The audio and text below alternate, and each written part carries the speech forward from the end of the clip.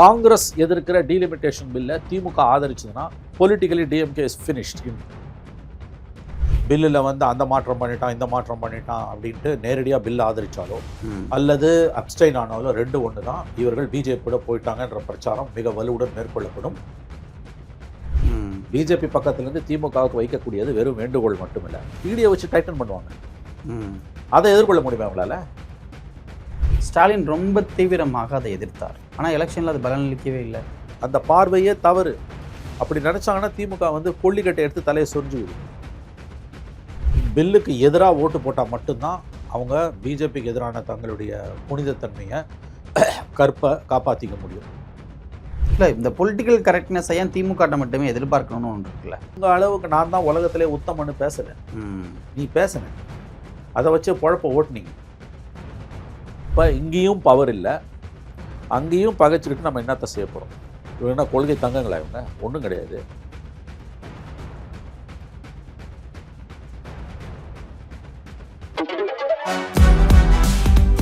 சூப்பரா இருக்கு அம்மா, எனக்கு இதோட சீக்கிரம் தெரியும். Chocolate sweeten condensed milk from Milky mist.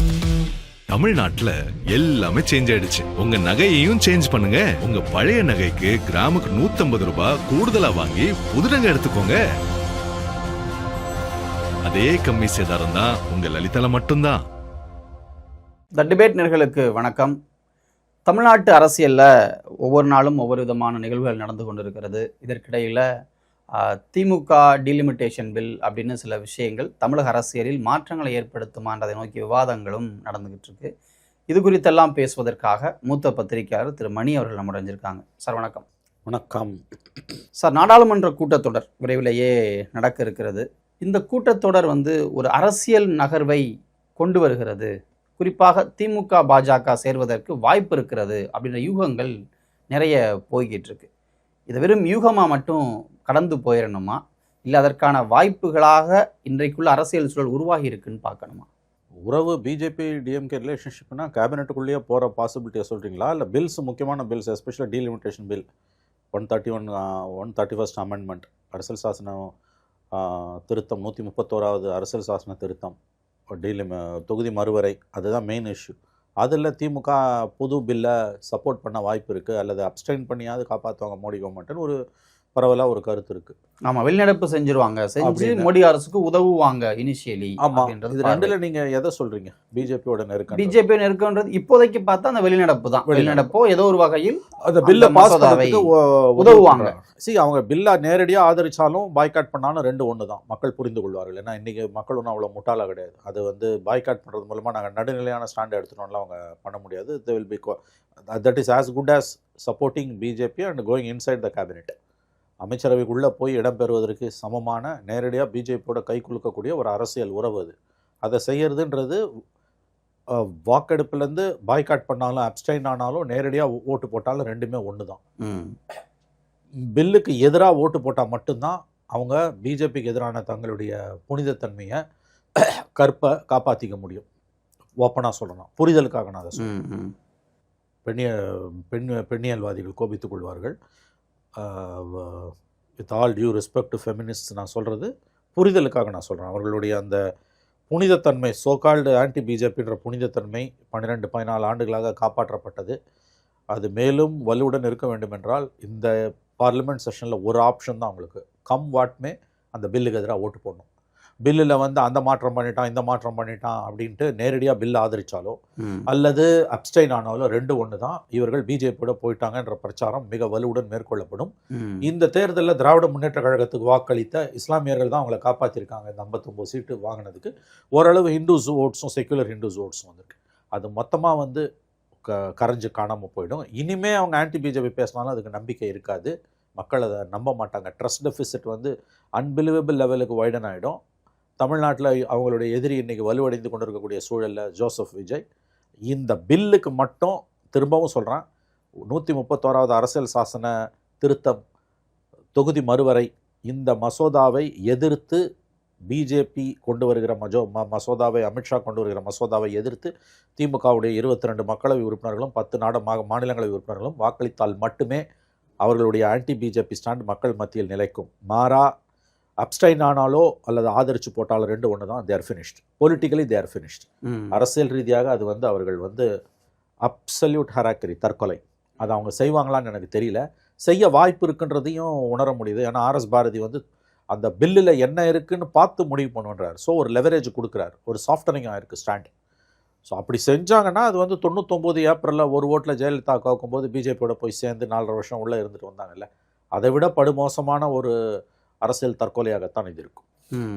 ஆனால் கடந்த முறை இந்த பில் வரும் பொழுதே பெண்களுக்கான இடஒதுக்கீடு மசோதாவையும் இந்த டீலிமிட்டேஷன் ரெண்டையும் ஏறக்குறைய அதை வந்து ஒரு மாதிரி மெர்ஜ் பண்ணி அந்த ஃபார்முலாவே நமக்கு ஒத்து வரல அப்படின்ற ஒரு ஸ்டாண்டில் தான், ஒரு மாநிலங்களை வஞ்சிப்பதாக அமைகுதுன்ற ஸ்டாண்டில் தான் திமுக அதை அப்போஸ் பண்ணுச்சு. இப்போ ஒருவேளை இதில் வந்து திமுக நினைக்கிற மாற்றங்களை இப்போ வந்து மாநிலங்களுக்கான அந்த ஃபார்முலாவை மாற்றுறாங்க, இல்லை வந்து எல்லா மாநிலங்களுக்கும் ஈக்குவலாக இருக்குன்றதை தாண்டி என்ன வெயிட்டேஜோ அதை கொடுத்து தனித்தனியாக பெண்கள் இடஒதுக்கீடு மசோதாவை தனியாகவும் இதை தனியாகவும் கொண்டு வரும் பொழுது இந்த மறுவரை மசோதாவை ஆதரித்தால் என்ன? ஏன்னா எப்படி இருந்தாலும் நடக்க போகுது. இல்லை, இது வந்து பொலிட்டிக்கலி ரொம்ப ஹாட் பொட்டேட்டோ. ஏன்னா இமேஜ் கான்ஷியஸ் உங்களுக்கு வந்து பப்ளிக் பர்செப்ஷன் சம்மந்தப்பட்டது. இந்த பில்லை வந்து நாங்கள் அப்போஸ் பண்ணுவோன்னு பில்லோட கண்டென்ட்ஸ் தெரியறதுக்கு முன்னாலே காங்கிரஸ் சொல்லிட்டாங்க. காங்கிரஸ் மேலே உங்களுக்கு 1000 விமர்சனம் இருந்தாலும் இன்றைக்கி செக்யுலர் கிரெடென்ஷியல்ஸ் வந்து திமுக இருக்குன்னா அது காங்கிரஸ் கூட இருந்தால் தான் இருக்கும். காங்கிரஸ் இந்த மசோதாவை எதிர்க்குது irrespective of the merits of the bill, contents of the bill. அதுக்கு மாறா ஏதோ சில பூச்சி வேலைகளை மோடி கவர்மெண்ட் செய்து ஒரு ஃபேஸ் அவரை மோடி கவர்மெண்ட் டிஎம்கே கொடுக்குது, அதை வச்சுக்கிட்டு அவங்க போனாங்கன்னா அப்பயும் அதற்கான விலையை கொடுப்பார்கள். காங்கிரஸ் இந்த மசோதாவை எதிர்க்கும் பொழுது திமுகவும் அதை எதிர்த்தாக வேண்டும். அதாவது it is in their own vote bank interest. இல்லை இங்கே வந்து எங்களுக்கு வந்து தமிழ்நாட்டில் பாலிடிக்ஸ் பண்ணுறது காங்கிரஸ் எங்களுக்கு துரோகம் பண்ணிட்டு முதுகில் குதிரி போயிட்டாங்க, இங்கே எங்களுக்கு எதிரி விஜய் தான், நாங்கள் வந்து இங்கே அரசியல் பண்ணோம்னா எங்களுக்கு ஒரே நேரத்தில் மாநில அரசையும் மத்திய அரசையும் பகைச்சிக்கிட்டு பண்ண முடியாது. அப்போ நாங்கள் வந்து எங்களோட பாதையை நாங்கள் தேர்ந்தெடுக்கிறோம் அப்படின்ற முடிவில் 99 கலைஞர் தேர்ந்தெடுத்தார்ல. எனக்கு சர்வைவல் தான் முக்கியம்னு ஓப்பனாகவே சொன்னார்ல.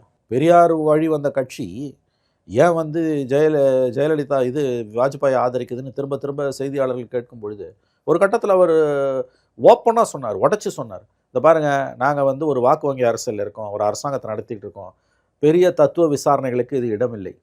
பெரியார் வழி வந்த திமுக எப்படி வாஜ்பாயை ஆதரிக்கலாம் என்று 99 கேட்கப்பட்ட கேள்வி எனக்கு நன்றாக ஞாபகம் இருக்குது. மைப்பா நாராயணன் என்னுடைய அருமை நண்பன், அப்போ விகடனில் இருந்தான்னு நினைக்கிறேன், இப்போ சன் டிவியில் ஒர்க் பண்ணுறான், அவன் தான் அதை திரும்ப திரும்ப கேட்கும்போது இத்தனையும் தனிப்பட்ட முறையில் அவருக்கு வந்து ரொம்ப நெருக்கம் கலைஞருக்கு. அப்போ அவர் சொன்னார், எனக்கு நல்லா ஞாபகம் இருக்குது, நான் இப்போ பக்கத்தில் நின்றுக்கிட்டு இருக்கேன், ஏஎன்ஐயில் இருக்கேன் நான். இதை பாருங்கள் முதல்ல பதில் சொல்லிக்கிட்டே இருந்தார். ஒரு கட்டத்தில் இது பாருங்கள் இது வந்து நடைமுறை அரசியல், நாங்கள் ஒரு வாக்கு வங்கி அரசியல் இருக்கோம், அதிகாரத்தில் இருக்கோம், இதில் பெரிய தத்துவ விசாரணைகளுக்கு இடமில்லை, இது அவர் சொன்ன வார்த்தை. இதுதான் அவங்களோட அணுகுமுறை. டிஎம்கேவோட அணுகுமுறை வந்து ஆல் அலாங் இந்த ஹிஸ்ட்ரி பார்த்தீங்கன்னா 67 ராஜாஜியோட சேர்ந்ததுலேருந்து இன்றைக்கி மோடியோட சேரலாமான்னு யோசிக்கிறது வரைக்கும் இந்த 60 ஆண்டு கால பயணத்தில் பார்த்தீங்கன்னா அவங்க வந்து அவங்களோட சர்வைவலுக்காக அவங்க எந்த காம்ப்ரமைஸும் பண்ணுவாங்க. இன்றைக்கி விஜய் தமிழ்நாட்டில் ஆட்சிக்கு வந்துட்டார், விஜயோட போலீஸ் இவங்களை நெருக்க ஆரம்பிக்குது வழக்குகளை போட்டு. ஏற்கனவே இவங்க மத்திய விசாரணை அமைப்புகளோட வழக்குகளை எதிர்கொண்டு இருக்காங்க. இப்படி வச்சு பாருங்கள், you have to look at it other way around sometimes. அப்போ தான் தெளிவாக புரியும். ஓகே இவங்க இன்னமும் ஒரு ரிஜிட் ஸ்டாண்டில் இருக்காங்கன்னா ஈடியை வச்சு டைட்டன் பண்ணுவாங்க, அதை எதிர்கொள்ள முடியுமா அவங்களால?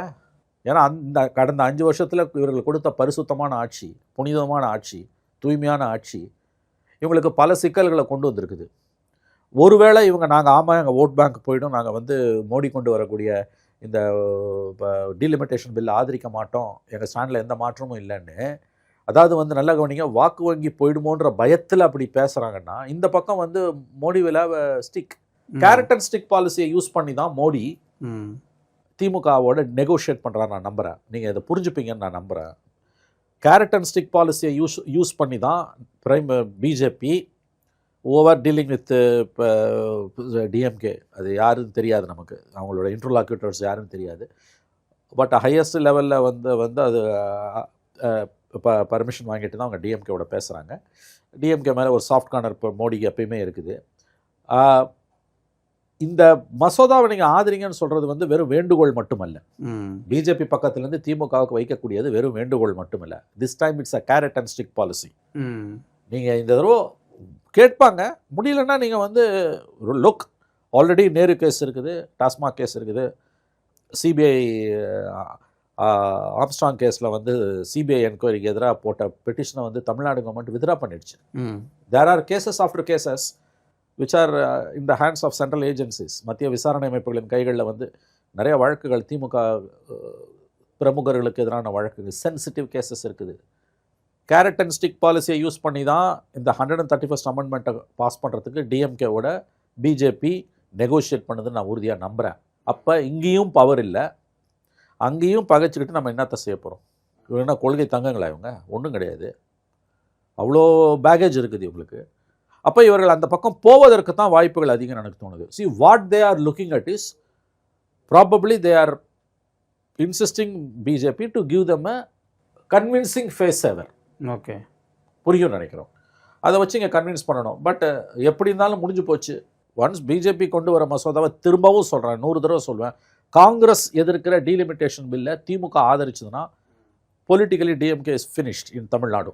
பட் அதை பற்றி அவங்களுக்கு கவலை இருக்காது. ஏன்னா எலெக்ஷன்ஸ் ஆர் ஃபார் அவே, இன்னும் 3 வருஷம் இருக்குது. அதுக்குள்ளே ஏதாவது some sort of patch up work பண்ணிக்கலாம்னு அவங்க நம்புவாங்க. ஓகே. ஸோ எனக்கு தெரிஞ்சு வந்து திரும்ப திரும்ப ரிப்பீட்டடாக ஆர்எஸ் பாரதி சொல்கிறாருன்னா அவங்க அந்த கிரவுண்டை ப்ரிப்பேர் பண்ணுறாங்க. Okay, that's how I feel it. Look, அவங்களோட அவங்களோட ஆங்கிள்லேருந்து பார்த்தீங்கன்னா டிஎம்கே பிஜேபியோட நெருங்கிறத தவிர வேறு ஆப்ஷன் அவங்களுக்கு கிடையாது. வேறு என்ன அவங்களுக்கு வந்து நான் வந்து இப்போ எனக்கு கவர்மெண்ட் போய் let is be very clear. Manoj நல்லா தெரிஞ்சுக்கோங்க, திமுகவுக்கு மு.க. ஸ்டாலினுக்கு பிரதான எதிரி ஜோசப் விஜய் தான், நரேந்திர மோடி கிடையாது. இது ஒரு மாநில கட்சி, இதை புரிஞ்சுக்கோங்க. அப்படி இருக்கும்போது அவங்க எந்த திசையில் போவாங்கன்றதை I leave it your wisdom. இல்லை, இந்த கடந்த தேர்தலில் மோடியை எதிர்த்து தான் திமுக அரசியல் பண்ணது. அந்த அரசியல் ஒரு பலனை தரலை, அது வந்து இனிமேல் இங்கே செயலாகாது அப்படின்ற இடத்துலேருந்து விஜய் எதிர்க்க வேண்டிய கட்டாயம் வரும்பொழுது பாஜகவை எந்த இடத்துலையுமே விமர்சிக்காத விஜய்க்கு மக்கள் வாய்ப்பு தரும் பொழுது அந்த ரூட்டை நம்ம எடுத்தா என்ன தப்பு? நீங்க ஜஸ்டிஃபிகேஷன் பண்றதுனா எப்படி வேணா ஜஸ்டிஃபை பண்ணலாம். அது வந்து after all everything is good in love and war, survival of the fittest. இன்னைக்கு ஆன்டி பிஜேபியை வந்து மக்கள் எதிர்த்துட்டாங்க, நிராகரிச்சிட்டாங்கன்றது முட்டாள்தனமான வாதம் என்னை பொறுத்த வரைக்கும். அதுக்கு நீங்க தகுதியானவங்க இல்லைன்னு மக்கள் முடிவு பண்ணிட்டாங்க. ஏன்னா நீங்க பிஜேபியை எதிர்த்துட்டு நீங்க பண்ண தவறு, நீங்க அடிச்ச கொள்ளை, நீங்க பண்ண பஞ்சமா பாதகங்கள், எங்களுக்கு தெரியாத ஒரு எதிரி, நாங்கள் எக்ஸ்பீரியன்ஸ் பண்ணாத ஒரு எதிரியை விட நான் பார்க்குற எதிரி எனக்கு மோசமானவனாக இருக்கும்.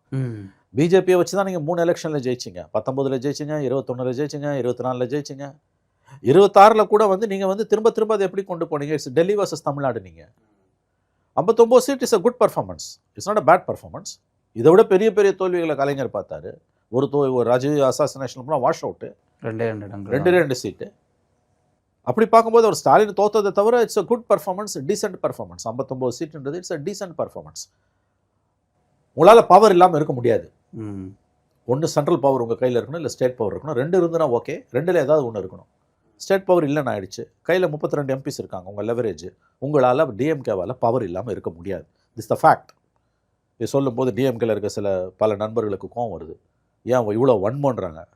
கமான், எனக்கு எதுக்கு வன்மம்? நான் ஃபேக்ட்ஸ் அண்ட் ஃபிகர்ஸோட லாஜிக்கலாக என்னோட ஆர்குமெண்ட்டை பில்டு பண்ணுறான். You challenge me on logic and facts.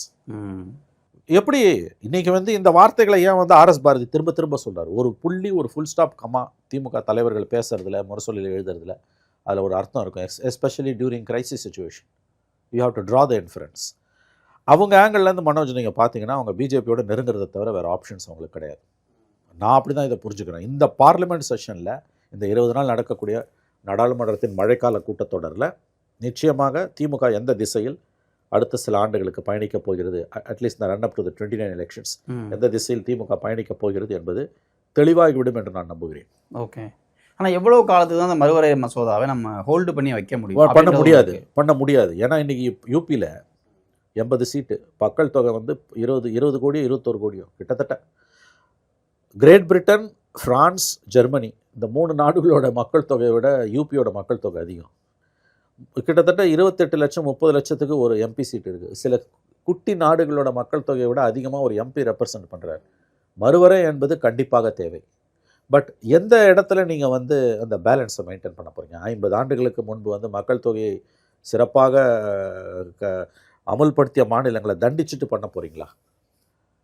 அப்போ வேற ஒரு ஃபார்முலா உங்களுக்கு தேவைப்படுது கண்டிப்பாக. ஏன்னா வாக்களிக்கும் உரிமை வந்து எல்லா மாநிலங்களுக்கும் ஈக்குவலாக இருக்கணும்.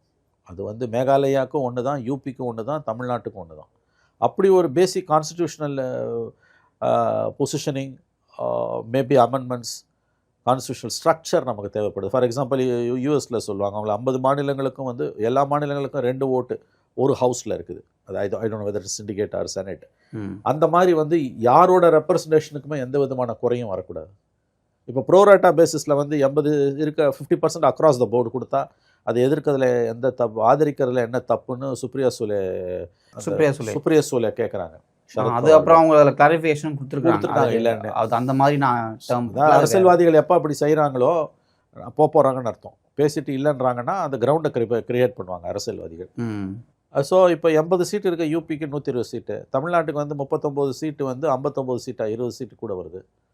பட் ஓவரால் அவங்க இப்போ 850 சீட்டில் 400 சீட்டுக்கு மேலே அவங்க கண்ட்ரோலுக்கு போயிடும். பட் ஃபார் எவர் மறுவரையை வந்து நிறுத்தி வைக்க முடியாது. ஐ அக்ரி, டெஃபினட்டாக நிறுத்தி வைக்க முடியாது, நிறுத்தி வைக்கக்கூடாது. எப்படிங்க 30 லட்சம் பேருக்கு ஒரு எம்பினா எப்படிங்க அது நியாயம்? அது செய்யக்கூடாது. அப்போ பேசிக் ஃப்ரேம் ஒர்க்லேயே சில மாற்றங்கள் வருது, அதை பேச அவங்க தயாராக இல்லை. இப்போ வந்து அனதர் இம்பார்ட்டண்ட் இஷ்யூ வந்து இப்போ நீங்கள் யூபியில் வந்து முக்கியமான பொலிட்டிக்கல் பார்ட்டி வந்து சமாஜ்வாதி பார்ட்டி. நம்ம 37 எம்பிஸ் இருக்காங்க, பிப்ரவரியில் எலெக்ஷன். இப்போ இதை வந்து சமாஜ்வாதி பார்ட்டி வந்து அன்டிசைடட், எப்படி என்ன பண்ணுறதுன்னு தெரியல. ஏன்னா யூபிக்கு கூட 40 எம்பி சீட் கிடைக்கிறத அகிலேஷ் யாதவ் தடுக்கிறாருன்னு பிஜேபி பிரச்சாரம் பண்ணிவிடுவாங்க. At the end of the day வந்து பொலிட்டிக்கல் பார்ட்டிஸுக்கு நத்திங் பட் ஓட் கவுண்ட்ஸ். அதனால தான் இப்போ என்ன ஒரு இதுனா வந்து ஜூலையில் இது இப்போ இந்த தடவை நிச்சயமாக அமித்ஷா வந்து போன தடவை ஏப்ரலில் பண்ண தப்பு பண்ண மாட்டார். தோற்று போகிற மாதிரி இருந்ததுன்னா பில்லை கொண்டு வர மாட்டாங்க, கண்டிப்பாக கொண்டு வர மாட்டாங்க. அப்படின்னா தள்ளி போட்டு நவம்பரில் வின்டர் செஷனில் கொண்டு வந்துடுவாங்க. அதாவது யூபி எலெக்ஷனுக்கு முன்னால் டீலிமிட்டேஷனை பாஸ் பண்ணுறது யூபி அசம்பிளி எலெக்ஷனில் 3வது தடவை ஜெயிக்கிறதுக்கு ஒரு பெரிய வாய்ப்பாக இருக்கும்னு பிஜேபி நம்புது. ஓகே, அகிலேஷ் யாதவை பொறுத்த வரைக்கும் அது எப்படியாவது he has to stop it. ஏன்னா his political future at stack. அப்போ அவர் என்ன ஸ்டாண்ட் எடுப்பார்? நம்பர்ஸை மேனேஜ் பண்ணுறதுல உண்மையிலேயே அமித்ஷா வந்து சாணக்கியா தான். நம்ம பிரியங்கா காந்தி சொன்னாங்களே நவீன சாணக்கியா, அந்த சாணக்கியா இருந்தாருன்னா அதிர்ச்சியில் உறைஞ்சு போயிடுவார் அப்படின்னு. அந்த மாதிரி எல்லா விதமான தில்லாலங்கடி வேலையும் நடந்துக்கிட்டு இருக்குது. இப்போ டிஎம்கே வந்து அப்ஸ்டைன் ஆகிறாங்கன்னா 544 டிஎம்கே அப்ஸ்டைன் ஆகிறாங்கன்னா வரக்கூடிய நம்பர்ஸில் 2/3 வந்து சமாஜ்வாதி பார்ட்டியை உள்ளே இழுக்கிறது மூலமாக மேனேஜ் பண்ண முடியுன்றாங்க. After all it is 2/3 of the present members. So அதை தவிர இண்டிவிஜுவல் எம்பிஸோட டிஎம்கே பிஜேபி கான்டாக்டில் இருக்காங்கன்றாங்க கிராஸ் ஓட்டிங்க்கு. ஸோ இந்த செஷனில் தவறுச்சுன்னா வின்டர் செஷனில் டீலிமிட்டேஷனை பாஸ் பண்ணிடுவாங்கன்னு தான் எனக்கு தோணுச்சு. இந்த தடவை எப்போதையும் விட they are very close. DMK நம்ம பேச வேண்டியது, since we are from Tamil Nadu, டிஎம்கேவோட ரோல் என்னன்றது. I think they will sail with பிஜேபியோட அவர்கள் பயணப்படுவார்கள். அவங்க எதிர்பார்க்கறது ஒரு ஃபேஸ் சேவர். மற்றபடி அமைச்சரவையில் இடம் பெறுவாங்கன்னா போனால் ஆச்சரியம் கிடையாது, கண்டிப்பாக இடம்பெற வாய்ப்பு உண்டு. அது கிடச்சுன்னா மோடிக்கு அதை விட ஒரு பெரிய லக்கு எதுவுமே கிடையாது. ஏன்னு கேட்டிங்கன்னா 3 எலெக்ஷனில் 2 எலெக்ஷனில் வந்து பிஜேபி எதிர்ப்புலவே இங்கே ஒரு 40 சீட்டு சொலையாக ஜெயித்த ஒரு அலையன்ஸ் உடஞ்சி அப்படியே போய் பிஜேபியோட சேர்றாங்க. இன்றைக்கி திரிணாமுல் காங்கிரஸில் நடக்கிறது பிரிஞ்சு நடக்கிறது இங்கே ஒன்றா நடக்கும். அமைச்சரவைக்குள்ளே போக வேணாம் மனோஜ். இந்த டீலிமிட்டேஷன் பில்லை 3வது தடவையாக சொல்கிறேன், காங்கிரஸ் எதிர்க்கிற ஒரு பில்லை திமுக சப்போர்ட் பண்ணுதுன்னா it's a tectonic shift DMK பாலிடிக்ஸில். அவங்க பிஜேபியோட கிட்ட நெருங்கிட்டாங்கன்னு தான் அர்த்தம். ஆனால் சார், எலெக்ஷனுக்கு முன்னாடி இந்த டீலிமிட்டேஷன் பில் வந்தப்போ ஸ்டாலின் ரொம்ப தீவிரமாக அதை எதிர்த்தார், கொளுத்தினார். எந்த முதலமைச்சரும் செய்யாத ஒரு விஷயம். ஆனால் எலெக்ஷனில் அது பலனளிக்கவே இல்லை. எலெக்ஷனில் அவங்களுக்கு எந்த விதத்துலையும் உதவலை. அவங்க தோற்று போயிட்டாங்க விஜய் முன்னாடி. இந்த விஷயத்தில் பெரிய லெவலில் வாயே திறக்காத ஒரு கட்சி ஜெயிச்சிருச்சு.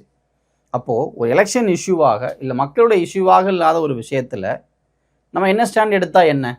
இல்லை வந்து இப்படி ஒரு ஸ்டாண்டர்ட் டீலிமிட்டேஷன் எடுத்துட்டதுனாலேயே திமுகவை ஏன் மக்கள் நிராகரிக்க போகிறாங்க அப்படின்ற எண்ணம் மெல்ல மெல்ல திமுகவுக்குள்ளே உருவாகி இருக்குன்னு நினைக்கிறீங்க? இல்லை, அப்படி அப்போ சில திமுக நண்பர்கள் பேசுகிறாங்க, திமுக வாக்கு வங்கியிலையும் அந்த சிந்தனை வந்திருக்காது, உண்மைதான். பட் அது that is a factual error, அது பிளண்டர்.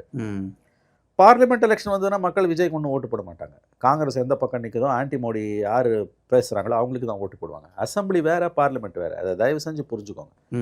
ரிப்பீட்டடாக இது நடந்துகிட்டு இருக்குது கிட்டத்தட்ட 50 வருஷமாக. 1980 எம்ஜிஆர் எவ்வளோ பெரிய லீடர், எம்ஜிஆரோட சரிஷ்மாவை மேட்ச் பண்ணுறதுக்கு இன்றைக்கி இந்தியாவில் உலகத்தில் தமிழ்நாட்டில் ஆளே கிடையாது. It is a phenomena. எல்லாரும் விஜய் அந்த இடத்துக்கு கொண்டு வந்துட்டாங்க சார். வாய்ப்பே கிடையாதுங்க. அது அவங்கவுங்க விஷயம் இருக்கலாம். எனவே திஸ் இஸ் சப்ஜெக்டிவ். எம்ஜிஆரோட யாரையுமே ஒப்பிட முடியாது. அந்த எம்ஜிஆர் வந்து அன்னைக்கு தட் டே அவர் அஃப்கோர்ஸ் இவர் 35% அவர் 30%, அதுக்குள்ளே நான் போகல நான். அந்த எம்ஜிஆர் வாஸ் எம்ஜிஆர். அவர் வந்து தோத்தார். 3 மாதத்துல பவுன்ஸ் பேக். பார்லிமெண்ட் வேறு, அசம்பிளி வேறு. ஏங்க 24 40 சீட்டு ஸ்டாலினுக்கு சொலையாக கொடுத்தவங்க இந்த தடவை நிராகரிச்சுட்டு புது பிளேயரை உட்கார வைக்கிறாங்கன்னா மக்கள் ரொம்ப தெளிவாக இருக்காங்க. இதுக்கோட அர்த்தம் வந்து ஸ்டாலினோட anti Modi politics, anti BJP பாலிடிக்ஸை தமிழ்நாட்டு மக்கள் நிராகரித்தார்கள் என்பது கிடையாது. அந்த பார்வையே தவறு. அப்படி நினச்சாங்கன்னா திமுக வந்து கொல்லிக்கட்டை எடுத்து தலையை சொரிஞ்சுக்குது. வாய்ப்பே கிடையாது ராஜா. அது வேற, இது வேற. பார்லிமெண்ட் எலெக்ஷனில் அது எதிர்கொள்ளும். நீங்கள் அதை பார்ப்பீங்க. You will face it. Parliament election வந்துன்னா மக்கள் தெளிவாக இருக்காங்க. யார் வந்து பிஜேபிக்கு எதிராக இருக்காங்களோ அவங்க தான் ஆன்டி பிஜேபி ஸ்டாண்டில் மிக உறுதியாக இருக்க மாநிலம் இது. இந்த அசம்பிளி எலெக்ஷனை நீங்கள் தவறுதலாக அப்படி ரீட் பண்ணிங்கன்னா ரொம்ப ரொம்ப ராங் பர்செப்ஷன் அது. பார்லிமெண்ட் வேறு, அசம்பிளி வேறு. ஓகே. ஸோ இந்த நேரத்தில் இப்போ ஸ்டாலின் அவர்களும் லண்டனில் இருக்கார். நேற்று அவங்க எம்பிக்கள் கூட காணொலி காட்சி மூலமாக பேசியிருக்காரு. ஏற்கனவே எம்பிக்கள் அந்த சிஜேபி ப்ரொட்டஸ்ட்டுக்கு ராஜா கூட போயிருக்காரு. இப்படி டெல்லியை நோக்கி திமுகவினுடைய இந்த அரசியல் நகர்வு இருக்குல்ல, இதை முதல்ல நம்ம எப்படி புரிஞ்சுக்கணும்னு ஒரு விஷயம் இருக்குது சார். ஏன்னா வந்து இங்கே தமிழ்நாட்டுக்குள்ளே இருந்த ப்ரெசன்ஸ் மெல்ல இப்போ திமுகவை டெல்லியை நோக்கி நகர்த்திருக்கிறது. இது சர்வைவலாக நம்ம புரிஞ்சுக்கணுமா, இல்லை வந்து இங்கே அரசியலை நிலைநிறுத்துவதற்கு அது தேவைப்படுது அவங்களுக்கு? ரெண்டாவது சொன்னதும் இங்கே வந்து தோத்துட்டாங்க, தோண்டுட்டாங்க. எடப்பாடிகிட்ட தோத்துருந்தா நீங்கள் எந்த வருத்தமும் இல்லை உங்களுக்கு. சைக்கிளிக்கல். விஜய்கிட்ட தோத்ததை இப்பயும் சொல்கிறேன். விஜய்கிட்ட தோத்ததை இந்த எலெக்ஷன் ரிசல்ட்டை 2026 சட்டமன்ற தேர்தல் முடிவுகளை திராவிட முன்னேற்ற கழகத்தால் நம்ப முடியவில்லை, ஏற்றுக்கொள்ள முடியவில்லை, ஜீரணிக்க முடியவில்லை. இதுதான் fundamental, at least for the leadership and for the family. இப்போ அங்கே ப்ரெசன்ஸை என்ஹான்ஸ் பண்ணுறதுன்றது வந்து இங்கே வந்து இன்னும் அதிகப்படியாக தங்களோட பாலிடிக்ஸை முன்னெடுப்பதற்கான ஒரு முயற்சி. இப்போ யூ சி தி கான்ட்ரடிக்ஷன். இங்கே மாநிலத்தில் ஆட்சி செய்யக்கூடிய ஒரு கட்சிக்கு அங்கே 0 ப்ரெசன்ஸ். இது முன்னால் அப்படி இருந்ததே இல்லை. 2 எம்பியாவது இருப்பாங்க, இல்லை ராஜ்யசபாவில் இருப்பாங்க. ஜெயலலிதாலாம் வாஷ் அவுட் ஆனப்போ ராஜ்யசபாவில் ப்ரெசன்ஸ் இருந்தது. 2004 when ADMK was washed out, they have representation இன் ராஜ்யசபா. அதே மாதிரி 2014 DMK வாஷ் அவுட் ஆனப்போ டிஎம்கேக்கு ரெப்ரசன்டேஷன் இன் ராஜ்யசபா. இந்த தடவை வந்த ஒரு வாய்ப்பையும் அவர் வேணான்றாரு. That was a tactical move அவங்கள பொறுத்த வரைக்கும். பட் அது தேர் இஸ் அ கேட்ச். அப்போ எனக்கு சென்ட்ரல் பாலிட்டிக்ஸை வேணான்னு எவ்வளோ நாளைக்கு ஹைட் ஆகி ஓட முடியும் விஜயால்? நான் ஸ்டாண்டே எடுக்காமல் இருப்பேன்றது ரொம்ப நாளைக்கு ஓடாது.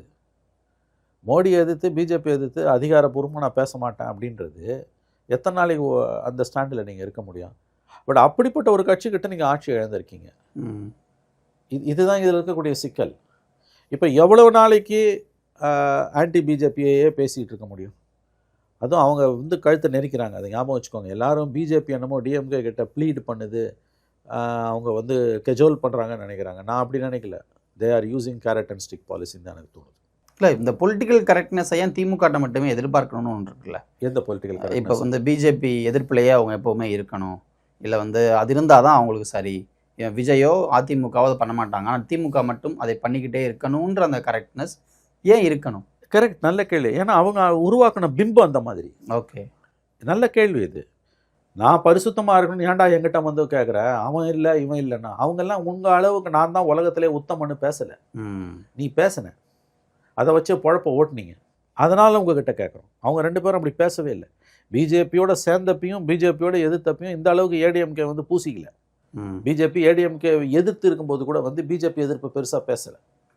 மேபி எடப்பாடிக்கு அப்புறமா அதை நீங்கள் ஜெயலலிதா ரொம்ப ஸ்ட்ராங்கெல்லாம் சும்மா ஒரு நாம்கேவாஸ் பேசுவாங்களே ஒழிய பெரிய அளவில் ஆன்டி பிஜேபி எல்லாம் அவங்க பேசினதில்லை. அவங்களோட பொலிட்டிக்கல் ஆக்டிவிட்டீஸ்ன்றது ரொம்ப மினிமல். இந்த 5 வருஷத்தில் டிஎம்கேவோட ஆன்டி பிஜேபி டைரேடுன்றது, அதாவது டாப் டு பாட்டம், அவங்களோட சிஸ்டர் ஆர்கனைசேஷன்ஸ், அவங்களோட பெய்டு மவுத்ஸு, அவங்களுடைய ஹென்ச்மென், அவங்களுடைய எப்படி சொல்கிறது, அதாவது அவர்களால் இயக்குவிக்கப்படுபவர்கள், எல்லா தளங்களிலும் அறிவுஜீவிகள், பல்கலைக்கழகங்களில் பேசுகிறவங்க, ஹால் மீட்டிங்ஸில் பேசுகிறவங்க, சோஷியல் மீடியாவில் இயங்குகிறவங்க, திமுகவால் இயக்கப்பட்டவர்கள், இயக்கப்படுபவர்கள் அத்தனை பேரும் ஆன்டி பிஜேபிக்கு எதிராக ஒரு குரலில் 5 வருஷம் பேசினாங்க.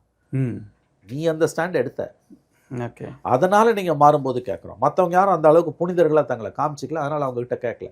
See the problem with Stalin இன்னைக்கு என்னங்க, எக்ஸ்ட்ரீமாக ஆன்டி பிஜேபிக்கு போயிட்டாரு. அதனால திரும்ப வர முடியல. தானே அதுதான் இல்ல அது அந்த இடத்துல நான் வேறுபடுறேன். அந்த அளவுக்கு அது போயிருக்க தேவையில்லை. ஓட் பேங்க் பாலிடிக்ஸ்ல இருக்கக்கூடிய ஒரு கட்சி எக்ஸப்ட் லெஃப்ட் அண்ட் காங்கிரஸ் இந்த அளவுக்கு ஆன்டி பிஜேபி பாலிடிக்ஸ் இந்தியாவில் யாருமே பண்ணதில்லை. அதுக்கு ஒரு முக்கியமான காரணம் இருக்கு. என்ன தெரியுமா? நாளைக்கு திரும்ப பிஜேபியோட போவதுக்கான சூழல் எந்த நேரத்திலையும் வரலாம். அப்படி வந்ததுன்னா we should have a easily available face saver. அதை மறந்துட்டார் ஸ்டாலின். இப்போ கலைஞர் இருந்திருந்தாருனா, நான் சொல்கிறேன், அடித்து சொல்கிறேன், கலைஞர் இந்த சுச்சுவேஷனில் இருந்திருந்தாருனா, இஃப் கலைஞர் வாஸ் அலைவ் 21-26 சத்தியம் பண்ணி சொல்கிறேன், இந்த அளவுக்கு ஆன்டி பிஜேபி போயிருக்க மாட்டார். அவர் வாயிலேருந்து ஒன்றியன்ற வார்த்தை இதெல்லாம் வந்திருக்காது. ஏன்னா நாளைக்கு திரும்ப போனோம். இன்றைக்கி ஸ்டாலினோட ப்ராப்ளமே இஸ் ட்ராவல் டூ ஃபார். அதனால தான் வந்து அவங்க ரொம்ப கஷ்டப்படுறாங்க இன்றைக்கி வந்து ப்ரோ பிஜேபி லைன் எடுக்கிறதுக்கு. எப்பயுமே சொல்லுவாங்க மனோஜ், எந்த இஷ்யூலையுமே take a middle path so that you can have an escape ரூட்டுன்னுவாங்க. எந்த இஷ்யூலையுமே ஒரு மிடில் பாத்தில் இரு so that you have an escape route. தெரியாது நாளைக்கு என்ன மாதிரி ஆக போகுதுன்னு. ஏற்கனவே நீங்கள் 4.5 வருஷம் பிஜேபியோட இருந்தவங்க, நீங்கள் ஒன்றும் பிஜேபியோட சேராதவங்க கிடையாது. ரெண்டாவது ஐடியாலஜிக்கலாக லெஃப்ட்டுக்கும் காங்கிரஸுக்கும் இருக்கக்கூடிய ஆன்டி பிஜேபி பொசிஷனிங் உங்களுக்கு தேவையே கிடையாது. நீங்கள் வந்து எப்பயுமே வந்து நெகோஷியபிள் தான் உங்கள் பாலிடிக்ஸ்ன்றது. ஜெயலலிதாவை எதிர்ப்பதற்காக வந்து நான் வந்து பிஜேபியோட போய் சேர்ந்தோன்றதை முரசொலி மாறன் பார்லிமெண்ட்லேயே வந்து நாங்கள் வந்து ஒரு மான்ஸ்டர்கிட்ட தப்பிக்கிறதுக்கு இந்த முடிவு எடுக்க வேண்டியிருக்குன்னு பேசினார். இதே வார்த்தையை பேசினார், பார்லிமெண்ட்டில் பேசினார் அவர். நான் எதுக்கு சொல்ல வரேன்னு கேட்டிங்கன்னா, இன்றைக்கி ஸ்டாலினோட மிகப்பெரிய ப்ரெடிகமெண்ட் சிக்கல் என்னென்னா, 5 வருஷமாக அவர் வந்து எஸ் ட்ராவல்டு டூ ஃபார். அந்த எக்ஸ்ட்ரீம் ஆன்டி பிஜேபி திரும்பவும் சொல்கிறான், அவரோ அவர் கட்சியோ அவர் வந்து இதை கொளுத்துனது, அப்புறம் வந்து அந்த டீலிமிட்டேஷனுக்கு எல்லா மாநில முதலமைச்சரையும் கூப்பிட்டு பேசினது, ஓபிசி பில் எழுதுனது, இந்த மாதிரி ஒன்றா பண்ணது மட்டும் இல்லை, அதை தாண்டி அவங்களோட என்டையர் பொலிட்டிக்கல் ஸ்ட்ரக்சர், அவர்களோட எல்லா தளங்கள்லேயும், அறிவு தளங்கள்லேயும், மற்ற இடத்துலையும் அவங்களால இயக்கப்பட்டவர்கள். எங்கேயாவது ஒரு இடத்துல ஒரு ஹால் மீட்டிங் நடந்துக்கிட்டே இருக்கும். நிர்மலா சீதாராமன் ஹஸ்பண்டை கூப்பிட்டு வந்து மாதத்தில் 3 தடவை மீட்டிங் போடுவாங்க. அந்த ஆன்டி பிஜேபி பாலிடிக்ஸ்ன்றது அக்ரெசிவாக இருந்துக்கிட்டே இருந்தது உங்களுக்கு வந்து.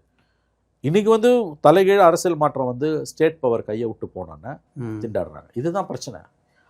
அந்த அளவுக்கு ஆன்டி பிஜேபி ஸ்டாண்ட் எடுத்திருக்க தேவையில்லை. எடுக்காமல் இருந்து தான் இன்றைக்கி போய் பிஜேபி ப்ரோ பிஜேபி லைன் எடுக்கிறதும் 131 அமெண்ட்மெண்ட்டை சப்போர்ட் பண்ணுறதும் கம்பேரிட்டிவ்லி ஈஸியராக இருந்திருக்கும். ஆனால் அதனால் நமக்கு கொள்கை ரீதியிலாக ஸ்டேட்டுக்கு எல்லாமே சரியான சார் இருந்தது, எல்லாம் சரியாக இருந்தது. எலக்ட்ரல் டிவிடெண்ட்டையும் கொடுத்தது. நீங்கள் அந்த அளவுக்கு போகாமல் இருந்தாலும் அந்த எலக்ட்ரல் டிவிடெண்ட்டை கொடுத்துருக்கோம். எக்ஸ்ட்ரீமாக டூ ஃபாராக போனீங்க. நான் அதை தான் நீங்கள் அவ்வளோ எக்ஸ்ட்ரீம் போயிருக்க தேவையில்லை. சரி, you are in vote bank பாலிடிக்ஸியா? நாளைக்கு சுச்சுவேஷன் நீங்கள் சாஸ்வதம் நினச்சிட்டிங்க, காங்கிரஸ் உறவு சாஸ்வதம் நிரந்தரம், பிஜேபி வந்து இப்படியே இருப்பாங்க, நம்ம இப்படியே இருப்போம், இதை வச்சே வண்டியை ஓட்டலாம்னு நினச்சிங்க. இன்றைக்கி ஒரு தலைகீழ் மாற்றம் வந்து உங்கள் ஸ்ட்ரென்த்து ஸ்டேட் பவர். மாநிலத்தில் அதிகாரம் இல்லைன்னா கலைஞர் சொல்வார்ல, எங்கள் உயரம் எங்களுக்கு தெரியும்னு வரல. நீங்கள் வந்து அது உங்கள் கையை விட்டு கிரவுண்டு உங்கள் காலு கீழே இருக்க கிரவுண்டு ஸ்லிப் ஆகுது. நீங்கள் அதை கவனிக்க தவறிட்டீங்க. இன்றைக்கி வந்து இவர் in a very serious crisis. எனக்கு தெரிஞ்சு எந்த முடிவு எடுத்தாலுமே அவங்களுக்கு வந்து I think there in a catch-22 situation.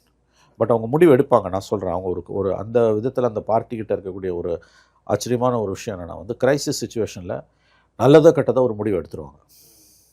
Vijay அந்த அளவுக்கு திமுகவை பயமுறுத்திட்டு இருக்காரா சார்? அப்படி தான் எனக்கு அவர் பயமுறுத்துறாரோ இல்லையோ, திமுக பயப்படுது. இந்த கேள்வியே தப்பு. அதாவது வந்து விஜயை பார்த்து திமுக ஏன் இவ்வளோ பயப்படுதுன்னு கேட்டிருக்கணும். விஜய் திமுகவை பயப்பட வேண்டிய அவசியமே கிடையாது. அவர் பயமுறுத்த தான் செய்வார் ஆஸ் அ பொலிட்டிஷியன். உங்களோட சேலஞ்சராக வந்தவர். நான் தான் இன்றைக்கி டிஎம்கே ஆல்ட்ரேட்டிவ்னு வந்துட்டார். அவர் ஏடிஎம்கே விழுங்கிக்கிட்டு இருக்காரு. அப்போ அவரோட வேலையை ஒழுங்காக செய்கிறாரு. பவரும் அவர் கையில் இருக்குது. இவங்க 75 வருஷ கட்சி, அதை வந்து அப்போசிஷன் ரோலை அவங்களால எக்ஸலண்ட்டாக ப்ளே பண்ண முடியும். எதுக்கு பயப்படுறாங்க அவங்க? தேர் ரேட்டில்டு. இன்றைக்கி போய் மோடியோட அவங்க சேர்றாங்க, பிஜேபியோட இணக்கம் காட்டுறாங்க, பிஜேபியோட இணக்கம் காட்டுகிறார்கள்ன்ற பர்செப்ஷன் வந்ததுனாலே that's a victory for Vijay. Vote bank shift ஆகிடும் விஜய்க்கு. சரி, at the end of the day நீங்கள் எதை பற்றி கவலைப்படணும்? உங்கள் ஓட் பேங்க் யாருக்கிட்ட இருக்குன்றது தான். அந்த ஓட் பேங்க் இப்போ ஏடிஎம்கேல டிஎம்கே மெர்ஜ் ஆகுன்றாங்க. மெர்ஜ் ஆனால் லீடர்ஸ் தான் மெர்ஜ் ஆவாங்க. கேடர் எப்படி மெர்ஜ் ஆகும்? கேடர் கூட மெர்ஜ் ஆகலாம். Vote bank, ADMK vote bank சத்தியமாக திமுகவுக்கு போகாது. அப்போ what is the use of merger? So இது புரிஞ்சுதுன்னா இன்றைக்கி இந்த மாதிரியான பேச்சுக்கள் வராது. அப்படி தான் நான் பார்க்குறேன் இதை வந்து. திமுகவோட எதிர்காலம் தான் என்ன சார் இப்படி? இல்லை, அப்படிலாம் ரூல் அவுட் பண்ண முடியாது. நான் அப்படிலாம் சொல்ல. It has a resilience. அதெல்லாம் வந்து அப்படி எந்த பார்ட்டியுமே நம்ம வந்து ஒரு தோல்வியை வச்சு, நாட் ஈவன் ஏடிஎம்கேவும் சொல்ல முடியாது, டிஎம்கேவை கண்டிப்பாக சொல்ல முடியாது. They have resilience. அப்படிலாம் வந்து திமுக அழிஞ்சு போச்சு, அதெல்லாம் வன்மத்தில் பேசுறது. எனக்கு எந்த வன்மமும் இல்லை. யார் மேலேயும் வன்மம் இல்லை, அதுவும் கண்டிப்பாக திமுக மேலே எந்த வன்மமும் இல்லை. நம்ம அறிவு ரீதியாக அதை அணுகுறோம் அந்த பிரச்சனையை. திமுகவோட எதிர்காலம் எப்படின்னா அது திமுகவோட எதிர்காலம் எப்படின்றத திமுக காரன் தான் முடிவு பண்ணும். நான் ஒன்று மட்டும் சொல்கிறேன், திமுகவை எந்த கொம்பனாலையும் அழிக்க முடியாதுன்னு திரும்ப திரும்ப சொல்லுவாங்க. உண்மைதான், திமுக காரனை தவிர திமுகவை எந்த கொம்பனாலையும் அழிக்க முடியாது, உண்மைங்க, திமுக காரனை தவிர. அப்படி ஒன்று நடந்ததுன்னா அந்த திருப்பணியை திமுக காரனே செய்து கொள்வான். அதாவது பெரிய இன்ஸ்டிடியூஷன்ஸ்லாம் வந்து அது வந்து எக்ஸ்டர்னல் த்ரெட்டால் அழியாது, இன்டர்னல் கான்ட்ராடிக்ஷன்ஸ் அதில் தான் அது அழியும். இதை புரிஞ்சுக்கணும் நீங்கள். வந்து ஒரு இட்ஸ் அன் இன்ஸ்டிடியூஷன். 75 வருஷமாக இருக்கக்கூடிய ராஜ்நாத் சிங் சொன்ன மாதிரி வந்து இண்டிபெண்டன்ஸுக்கு பிறகு வந்த ரீஜனல் பார்ட்டிஸில் அலைவாக இருக்கக்கூடிய ஒரே பார்ட்டி. அவங்களுக்கு அந்த அந்த அந்த ரெசிலியன்ஸ்ன்றது அவங்க டிஎன்ஏல இருக்குது. இப்போ ஒரு கிரைசிஸ் வந்திருக்கு, மீண்டு வருவாங்க, நான் நம்புகிறேன், மீண்டு வருவாங்கன்னு நம்புகிறேன். பட் அவங்க நிறையா மாற்றங்களை செஞ்சுக்கணும். நிறையா அந்த 5 வருஷத்தில் நடந்த தவறுகள், நண்பர்களெல்லாம் எதிரிகளாக்குனது, நெரேட்டிவை கண்ட்ரோல் பண்ணது, ப்ரூட்டல் கரப்ஷன், ஃபேமிலியோட இன்வால்மெண்ட் பாலிசி மேக்கிங்கில், இதெல்லாம் வந்து அவங்க தலையில் அவங்களே மண்ணை அள்ளி போட்டுக்கிட்டாங்க. ஒரிஜினல் திமுக காரனை கேட்டிங்கன்னா நான் சொன்னது அத்தையும் ஒத்துப்போம். புதுசாக வந்த திமுக காரனுக்கு எதுவும் தெரியாது. அவை எதிர்காலம் என்ன திமுகக்குன்னா ஒன்றும் பெரிய அளவில் நீ கவலைப்பட வேண்டிய அவசியம்லாம் ஒன்றும் கிடையாது. எனக்கு தெரிஞ்சு நீங்கள் if you pull up your socks, ஆங்கிலத்தில் சொல்லலாம், உங்கள் தவறுகளை மனப்பூர்வமாக நீங்கள் உணர்ந்து சரி செஞ்சுக்கிட்டீங்கன்னா you do have a future. அதில் என்ன சந்தேகம்? அப்படி தான் நான் அதை பார்க்குறேன். அப்படி ஒருவேளை உங்களுக்கு சரிவு தொடர்ந்து வருதுன்னா அதுக்கு எக்ஸ்டர்னல் எனிமீஸ் காரணம் கிடையாதுங்க, இன்டர்னல் எனிமீஸ் தான் காரணம். உள்ளேருந்தே கெடுக்கிறான் பாருங்க, அவன் தான் காரணம். அவங்க தான் அதை பேசணும், அவங்க தான் அதை புரிஞ்சுக்கணும். பார்ப்போம் சார், திமுக என்ன நினைக்குதுன்றதை பொறுத்து பார்க்கலாம். நேரத்துக்கும் கருத்துக்கும் நன்றி. நன்றி சார்.